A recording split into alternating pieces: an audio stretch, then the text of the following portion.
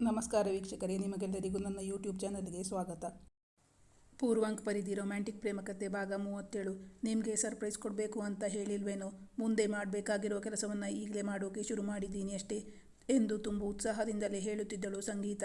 ಅವಳ ಮಾತನ್ನು ಕೇಳಿ ಅವನು ನಖಶಿಖಾಂತ ಉರಿದು ಬಿಟ್ಟಿದ್ದ. ನೀವು ನನ್ನ ರೂಮಿನಿಂದ ಹೊರಗೆ ಹೋಗ್ತಿರೋ ಅಥವಾ ಕುತ್ತಿಗೆಗೆ ಕೈ ಹಾಕಿ ದಬ್ಲೋ? ಮುಂಬೈಯಿಂದ ಮನೆಗೆ ಬಂದ ಅನಿಕೇತ್ಗೆ ಒಂದು ಅಚ್ಚರಿ ಕಾದಿತ್ತು. ರೂಮ್ನಲ್ಲಿದ್ದ ತನ್ನ ಬಟ್ಟೆ ಬರೆಗಳನ್ನೆಲ್ಲ ನೀಟಾಗಿ ಜೋಡಿಸಿಟ್ಟಿರುವುದನ್ನು ಕಂಡು ಅದೆಲ್ಲ ತನ್ನ ತಾಯಿಯ ಕೆಲಸವೆಂದೇ ಅಂದುಕೊಂಡಿದ್ದ ಅನಿಕೇತ್. ಇತ್ತೀಚೆಗೆ ಅವನ ತಾಯಿ ಅವನಲ್ಲಿ ಮುನಿಸಿಕೊಂಡು ಅವನ ಯಾವ ಕೆಲಸಗಳನ್ನು ಮಾಡಿಕೊಡುತ್ತಿರಲಿಲ್ಲ. ಅಂದರೆ ತಾಯಿಯ ಮುನಿಸು ಕಡಿಮೆಯಾಗಿದೆ ಎಂದುಕೊಂಡಿದ್ದ. ಅವನು ಅದರ ಬಗ್ಗೆ ಹೆಚ್ಚೇನು ಯೋಚನೆ ಮಾಡಲು ಹೋಗಲಿಲ್ಲ. ಅಂದು ರಾತ್ರಿ ಊಟ ಮುಗಿಸಿ ಅವನು ರೂಮಿಗೆ ಬರುತ್ತಿದ್ದಾಗ ಅವನ ಒಗೆಯಲಿದ್ದ ಬಟ್ಟೆಗಳನ್ನೆಲ್ಲ ಒಗೆದು ನೀಟಾಗಿ ಇಸ್ತ್ರಿ ಮಾಡಿ ಅವನ ವಾರ್ಡ್ರೋಬಿನಲ್ಲಿ ಜೋಡಿಸಿ ಇಡುತ್ತಿದ್ದಳು ಸಂಗೀತ. ಅಂದರೆ ತನ್ನ ರೂಮನ್ನು ಇಷ್ಟು ನೀಟಾಗಿ ಇಟ್ಟಿರುವುದು ತಾಯಿಯಲ್ಲ, ಇದನ್ನೆಲ್ಲ ಮಾಡಿರುವುದು ಸಂಗೀತ. ತಾಯಿ ಸಂಗೀತಳ ಮೂಲಕ ಆ ಕೆಲಸವನ್ನು ಮಾಡಿಸುತ್ತಿದ್ದಾರೆ. ಅವನಿಗೀಗ ತಾಯಿಯ ಉದ್ದೇಶವೇನು ಎಂದು ಅರಿಯಲು ಹೆಚ್ಚು ಸಮಯ ಬೇಕಾಗಲಿಲ್ಲ. ತನ್ನ ಮತ್ತು ಸಂಗೀತಳ ಮಧ್ಯೆ ಆತ್ಮೀಯತೆ ಬೆಳೆದು ಮುಂದೆ ಅದು ಸಂಬಂಧವಾಗಿ ಬೆಳೆಯಬೇಕು ಎಂಬುದು ತಾಯಿಯ ಇಚ್ಛೆ ಎಂದು ಅವನಿಗೆ ಅರಿವಾಯಿತು. ಅವನಿಗೀಗ ತಾಯಿಯ ಮೇಲೆ ಅಸಾಧ್ಯವಾದ ಸಿಟ್ಟು ಬಂದಿತ್ತು. ಸುಮ್ಮನೆ ಯಾರದೋ ಮನೆಯ ಹೆಣ್ಣು ಮಕ್ಕಳನ್ನು ತಮ್ಮ ಮನೆಯಲ್ಲಿಟ್ಟುಕೊಂಡು ಅವರಿಗೆ ಇನ್ನಿಲ್ಲದ ಆಸೆಯನ್ನು ಹುಟ್ಟಿಸುವುದು ತಪ್ಪು. ತಾನು ಸಿಂಧುವಿನ ಹೊರತಾಗಿ ಬೇರೆ ಯಾರನ್ನೂ ಮದುವೆಯಾಗುವುದಿಲ್ಲ ಎಂದು ಖಡಾಖಂಡಿತವಾಗಿ ತಾಯಿಯ ಬಳಿ ಹೇಳಿಬಿಟ್ಟಿದ್ದ. ತಾನು ಹಾಗೆ ಹೇಳಿದ ಮೇಲೆಯೂ ತಾಯಿ ಯಾಕೆ ಈ ಕೆಲಸಕ್ಕೆ ಕೈ ಹಚ್ಚಿದ್ದಾರೆ? ಇದನ್ನು ಮೊಳಕೆಯಲ್ಲಿಯೇ ಚಿವುಟಬೇಕೆಂದುಕೊಂಡ ಅನಿಕೇತ್ ಸಂಗೀತ ಬಳಿ ಹೇಳಿದ. ಮೇಡಮ್, ನೀವ್ಯಾಕೆ ಈ ಕೆಲಸ ಎಲ್ಲ ಮಾಡ್ತೀರಾ? ಬಟ್ಟೆ ಒಗೆಯೋಕೆ ನಮ್ಮನೇಲಿ ಮೆಷಿನ್ ಇದೆ. ನನ್ನ ಕೆಲಸಗಳನ್ನೆಲ್ಲ ನನಗೆ ಮಾಡಿಕೊಂಡು ಅಭ್ಯಾಸ ಇದೆ. ಅದಕ್ಕಾಗಿ ನೀವು ತೊಂದರೆ ತೆಗೆದುಕೊಳ್ಳುವ ಅವಶ್ಯಕತೆಯೇ ಇಲ್ಲ. ನೀವು ಈ ಮನೆಗೆ ಗೆಸ್ಟ್ ಆಗಿ ಬಂದಿದ್ದೀರಾ. ಗೆಸ್ಟ್ನ ಹಾಗೆ ಇರಿ. ಮನೆಯವರ ಹಾಗೆ ವರ್ತಿಸೋದು ನನಗೆ ಇಷ್ಟ ಆಗ್ತಾ ಇಲ್ಲ. ದಯವಿಟ್ಟು ಅರ್ಥ ಮಾಡ್ಕೊಳ್ಳಿ ಎಂದು ಸ್ವಲ್ಪ ಕಟುವಾಗಿಯೇ ಅವಳಿಗೆ ಹೇಳಿದ್ದ ಅನಿಕೇತ್. ಅವನ ಮಾತುಗಳನ್ನು ಕೇಳಿ ದುರ್ದಾನ ತೆಗೆದುಕೊಂಡವಳಂತೆ ಸಂಗೀತ ಅಲ್ಲಿಂದ ಹೊರಟು ಹೋಗಿದ್ದಳು. ಬಳಿಕ ಅವನ ತಾಯಿಯ ಬಳಿ ಹೋಗಿ, ಆಂಟಿ, ನಿಮ್ಮ ಮಗನಿಗೆ ನಾನು ಇಲ್ಲಿರೋದು ಒಂದು ಚೂರು ಇಷ್ಟ ಆಗ್ತಿಲ್ಲ ಅಂತ ನನಗೆ ಅನ್ನಿಸ್ತಾ ಇದೆ. ನಾನು ಅವರ ಕೆಲಸಗಳನ್ನೆಲ್ಲ ಕಷ್ಟಪಟ್ಟು ಮಾಡಿದರೆ ಅವರು ನನಗೊಂದು ಥ್ಯಾಂಕ್ಸ್ ಹೇಳುವ ಬದಲು ನೀವಿಲ್ಲಿಗೆ ಗೆಸ್ಟ್ ಹಾಗೆ ಬಂದಿದ್ದೀರಿ, ಗೆಸ್ಟ್ನ ಹಾಗೆ ಇರಿ ಅಂತ ಹೇಳಿಬಿಟ್ರು. ನೀವೇನೋ ನಮ್ಮ ಅಪ್ಪ ಅಮ್ಮನ್ನ ಕರೆಸಿ ಮದುವೆ ಮಾತುಕತೆ ಮಾಡೋಣ ಅಂತ ಹೇಳ್ತಾ ಇದ್ದೀರಾ. ಆದರೆ ನಿಮ್ಮ ಮಗನಿಗೆ ಅದ್ಯಾವುದರಲ್ಲೂ ಆಸಕ್ತಿ ಇದ್ದ ಹಾಗೆ ಕಾಣಿಸ್ತಾ ಇಲ್ಲ. ನನಗೆ ತುಂಬ ಅವಮಾನ ಮಾಡಿಬಿಟ್ರು. ನಾನಿನ್ನು ಒಂದು ಕ್ಷಣನೂ ಇಲ್ಲಿರೋದಿಲ್ಲ. ಅನಿಕೇತ್ ತನ್ನ ಬಳಿ ಹೇಳಿದ್ದೆಲ್ಲವನ್ನು ಅವರ ಬಳಿ ಹೇಳಿಬಿಟ್ಟಳು ಸಂಗೀತ. ತನ್ನ ಬಟ್ಟೆ ಜೋಡಿಸ ಹೊರಟಳು. ಅವನು ಹಾಗೆ ಹೇಳ್ತಾನೆ ಅಂತ ನೀನು ಬೇಜಾರು ಮಾಡ್ಕೋಬೇಡ. ಅದೆಲ್ಲ ಎಷ್ಟು ದಿನ ನಡೆಯುತ್ತೆ. ಮುಂದಿನ ಭಾನುವಾರ ನಿಮ್ಮ ಅಪ್ಪ ಅಮ್ಮನ್ನ ಇಲ್ಲಿಗೆ ಕರೆಸ್ಕೋತಾ ಇದ್ದೀನಿ. ನಿನ್ನಂತಹ ಚೆಲುವೆ ದಿನ ಅವನ ಮುಂದೆ ಓಡಾಡ್ತಾ ಇದ್ರೆ ಅವನ ಮನಸ್ಸು ನಿನ್ನ ಕಡೆಗೆ ತಿರುಗುತ್ತದೆ. ಅವನು ಹೇಳಿದ ತಕ್ಷಣ ನೀನು ಸೋಲು ಒಪ್ಕೊಂಡ್ರೆ ಏನು ಸಾಧಿಸಿದ ಹಾಗಾಗುತ್ತೆ? ಹೆಣ್ಣಿಗೆ ತಾಳ್ಮೆ ತುಂಬ ಮುಖ್ಯ. ತಾಳ್ಮೆಯಿಂದ ಏನು ಬೇಕಾದರೂ ಸಾಧಿಸ್ಕೋಬಹುದು, ಯಾರನ್ನು ಬೇಕಾದರೂ ಗೆಲ್ಲಬಹುದು ಎಂದು ಸಂಗೀತಾಗೆ ಕಿವಿಮಾತು ಹೇಳಿಕೊಟ್ಟರು ಅಂಬುಜಾ. ಬಳಿಕ ಅಂಬುಜಾ ಅವರು ತಾವು ಮನೆಯಲ್ಲಿಯೇ ಇದ್ದರೆ ಮಗ ಎಲ್ಲದಕ್ಕೂ ತಮ್ಮನ್ನೇ ಅವಲಂಬಿಸಬಹುದು. ಅದರ ಬದಲಾಗಿ ತಾವು 4 ದಿನದ ಮಟ್ಟಿಗಾದರೂ ಎಲ್ಲಾದರೂ ಹೋಗಬೇಕು. ಅಂಕಿತಾಗಂತೂ ಮನೆಯ ಕೆಲಸಕ್ಕೆ ಕೈ ಹಚ್ಚಲು ಸಮಯವೇ ಸಿಗುತ್ತಿಲ್ಲ. ಎಲ್ಲ ಕೆಲಸದ ಜವಾಬ್ದಾರಿಯನ್ನು ಸಂಗೀತಾಗೆ ವಹಿಸಿ ತಾವು ತವರು ಮನೆಗೆ ಹೋಗಿ 4 ದಿನ ಇದ್ದು ಬರಬೇಕೆಂದುಕೊಂಡರು ಅಂಬುಜಾ. ಆಗ ಮಗ ತಾನಾಗಿಯೇ ಸಂಗೀತಾಳ ಸಹಾಯವನ್ನು ಕೇಳುತ್ತಾನೆ. ಆಗ ತಾನಂದುಕೊಂಡಂತೆಯೇ ಎಲ್ಲವೂ ನಡೆಯುತ್ತದೆ ಎಂದು ಮನದಲ್ಲೇ ಲೆಕ್ಕ ಹಾಕತೊಡಗಿದರು ಅಂಬುಜಾ. ಮರುದಿನ ಅನಿಕೇತ್ ಆಫೀಸ್ನಿಂದ ಮನೆಗೆ ಬರುವಾಗ ತಾಯಿ ಇರಲಿಲ್ಲ. ಬದಲಾಗಿ ಸಂಗೀತ ಅವನಿಗೆ ಕಾಫಿ ತಿಂಡಿ ರೆಡಿ ಮಾಡಿಟ್ಟಿದ್ದಳು. ನೀವು ರೂಮಲ್ಲಿ ಇರ್ತೀರಿ ಅಂದರೆ ರೂಮಿಗೆ ಕಾಫಿ ತಿಂಡಿ ತಂದು ಕೊಡ್ಲಾ? ಬೇಕೆಂದೇ ವಯ್ಯಾರ ಮಾಡುತ್ತಾ ಅವನ ಬಳಿ ಬಂದು ಕೇಳಿದಳು ಸಂಗೀತ. ಬೇಡ, ನಂಗೀಗ ಹಸಿವಿಲ್ಲ, ನಂಗೇನೂ ಬೇಡ. ಅವನಿಗೆ ಅವಳ ಕೈಯಲ್ಲಿ ಕೆಲಸ ಮಾಡಿಸಿಕೊಳ್ಳಲು ಮನಸ್ಸಿರಲಿಲ್ಲ. ಅವನು ಅಷ್ಟು ಹೇಳಿದರೂ ಅವಳು ಒಂದು ಲೋಟ ಕಾಫಿ ಮತ್ತು ಒಂದು ತಟ್ಟೆಯಲ್ಲಿ ಚಕ್ಕುಲಿ ನಿಪ್ಪಟ್ಟು ಹಾಕಿ ತೆಗೆದುಕೊಂಡು ಅವನ ರೂಮಿಗೆ ಬಂದು ಬಿಟ್ಟಿದ್ದಳು. ಅವನಿಗೆ ಇದೇಕೋ ಅತಿಯಾಯಿತು ಎನಿಸಿತು. ನನಗೆ ಬೇಡ ಅಂತ ಹೇಳಿದ್ನಲ್ಲ, ನೀವು ಅನವಶ್ಯಕವಾಗಿ ನನ್ನ ರೂಮ್ ಒಳಗೆ ಬರೋದು ನನಗೆ ಇಷ್ಟ ಆಗ್ತಾ ಇಲ್ಲ. ದಯವಿಟ್ಟು ಹೊರಗೆ ಹೋಗಿ ಎಂದು ಹೇಳಿದ.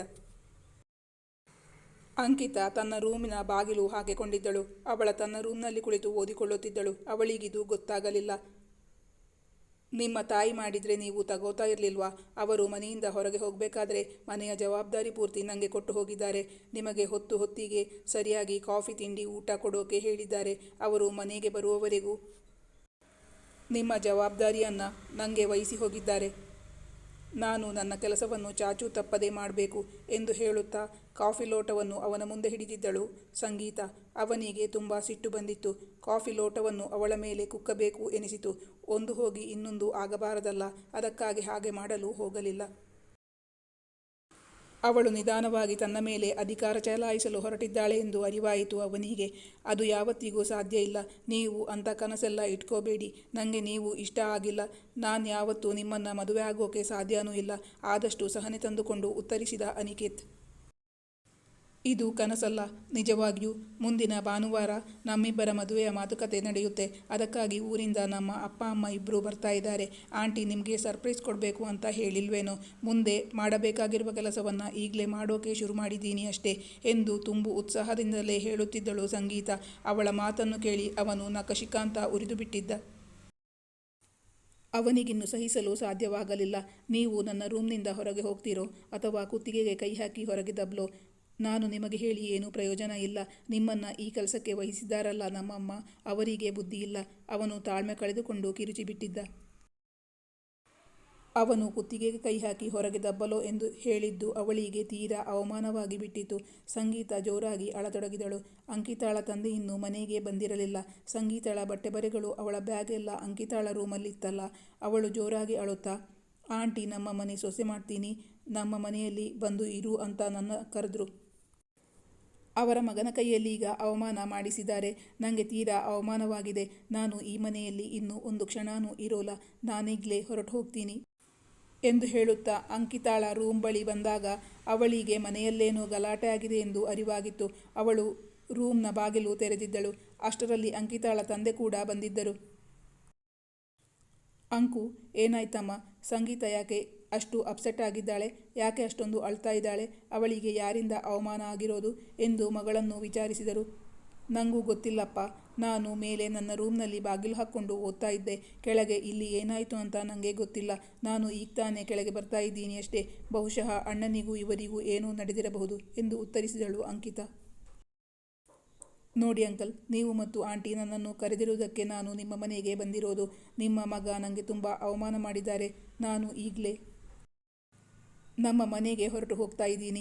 ಮಾತ್ರ ಅಲ್ಲ, ನಿಮ್ಮ ಮಗ ಮಾಡಿರೋ ಅವಮಾನವನ್ನು ನನ್ನ ಅಪ್ಪ ಅಮ್ಮಂಗೆ ಹೇಳ್ತೀನಿ ಎಂದು ಹೇಳಿದಾಗ ಅಂಕಿತಾಳ ತಂದೆ ಅಶ್ವಥ್ ಅವರು, ನೀನು ಈಗ ಎಲ್ಲೂ ಹೋಗಬೇಡ. ನಮ್ಮ ಮನೆಯಲ್ಲಿ ನಿನಗೆ ಏನಾದರೂ ಅವಮಾನ ಆದರೆ ನಾನು ನಿನ್ನ ಕ್ಷಮೆ ಕೇಳ್ತೀನಿ. ಆಂಟಿ ಬರುವ ತನಕ ನೀನು ಇಲ್ಲೇ ಇರು. ಎಲ್ಲಿದ್ದಾನೆ ನನ್ನ ಮಗ? ನಾನು ಅವನ ಹತ್ರ ಮಾತಾಡ್ತೀನಿ. ಹೇಗೂ ಭಾನುವಾರ ನಿಮ್ಮಪ್ಪ ಅಮ್ಮ ಬರ್ತಾ ಇದ್ದಾರಲ್ಲ, ಅಲ್ಲಿ ತನಕ ಸ್ವಲ್ಪ ತಾಳ್ಮೆಯಿಂದ ಇರು. ನಾನೀಗಲೇ ಕಾಲ್ ಮಾಡಿ ಆಂಟಿಗೆ ನಾಳೆ ಬರೋಕೆ ಹೇಳ್ತೀನಿ. ಪರಿಸ್ಥಿತಿಯನ್ನು ತಹಬದಿಗೆ ತರುವ ಪ್ರಯತ್ನದಲ್ಲಿದ್ದರು ಅಶ್ವಥ್. ಅಷ್ಟರಲ್ಲಿ ಅನಿಕೇತ್ ಕೂಡ ತನ್ನ ಬಟ್ಟೆಗಳನ್ನು ಬದಲಾಯಿಸಿಕೊಂಡು ಒಂದು ಏರ್ ಬ್ಯಾಗ್ ಸಮೇತ ರೂಮಿನಿಂದ ಹೊರಬಂದಿದ್ದ. ನಾನು ನಮ್ಮ ಮನೆಗೆ ಅಂತ ಇಲ್ಲಿ ಬಂದರೆ ಯಾರ್ಯಾರೋ ಬಂದು ನನ್ನ ಮೇಲೆ ಅಧಿಕಾರ ಚಲಾಯಿಸ್ತಿದ್ದಾರೆ. ಒಂದು ನಿಮಿಷ ಕೂಡ ನೆಮ್ಮದಿ ಇಲ್ಲದೆ ಇರೋ ಈ ಮನೆಯಲ್ಲಿ ನಾನು ಕೂಡ ಇರಲ್ಲ. ನಾನು ಎಲ್ಲಾದರೂ ಹೋಗ್ತೀನಿ ಎಂದು ಹೇಳಿದ. ಅಂಕಿತಾ ಏನು ಮಾಡಬೇಕೆಂದು ತೋಚದೆ ಮೂಕ ಪ್ರೇಕ್ಷಕಿಯಾಗಿ ನಿಂತಿದ್ದಳು. ಅಷ್ಟರಲ್ಲಿ ಅಶ್ವಥ್ ಅವರು, ನೀನೀಗ ಎಲ್ಲೂ ಹೋಗಬೇಡ, ನಾಳೆ ಅಮ್ಮ ಬರ್ತಾರೆ ಎಂದು ಹೇಳಿದಾಗ, ಇಷ್ಟಕ್ಕೆಲ್ಲ ಕಾರಣವೇ ಅಮ್ಮ. ಇಲ್ಲಿ ಜಗಳ ತಂದಿಟ್ಬಿಟ್ಟು ಅಮ್ಮ ಆರಾಮವಾಗಿ ತಮ್ಮ ತವರು ಮನೆಗೆ ಹೋಗಿ ಕೂತಿದ್ದಾರೆ. ಸಿಟ್ಟಿನಿಂದಲೇ ತಂದೆಗೆ ಹೇಳಿದ ಅನಿಕೇತ್. ಈ ಕಥೆಯ ಮುಂದಿನ ಭಾಗ ಮುಂದಿನ ಸಂಚಿಕೆಯಲ್ಲಿ ಮುಂದುವರಿಯುವುದು. ವೀಕ್ಷಕರೇ, ನಿಮ್ಮ ಅನಿಸಿಕೆ ಅಭಿಪ್ರಾಯಗಳನ್ನು ಕಮೆಂಟ್ ಮಾಡಿ ತಿಳಿಸಿ. Thank you for watching.